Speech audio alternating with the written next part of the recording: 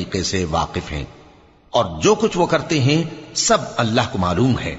और आसमान और जमीन की बादशाही अल्लाह ही के लिए है, और अल्लाह ही की तरफ लौट कर जाना है। क्या तुमने नहीं देखा कि अल्लाह ही बादलों को चलाता है, फिर उनको आपस में मिला देता है, फिर उनको तह बतह कर देता है। फिर तुम देखते हो कि बादल से मेंह निकल कर बरस रहा है, और आसमान में जो ओलों के पहाड़ हैं उनसे ओले नाजिल करता है, तो जिस पर चाहता है उसको बरसा देता है, और जिससे चाहता है हटा रखता है। और बादल में जो बिजली होती है उसकी चमक आंखों को खीरा करके बीनाई को उचके लिए जाती है। अल्लाह ही रात और दिन को बदलता रहता है।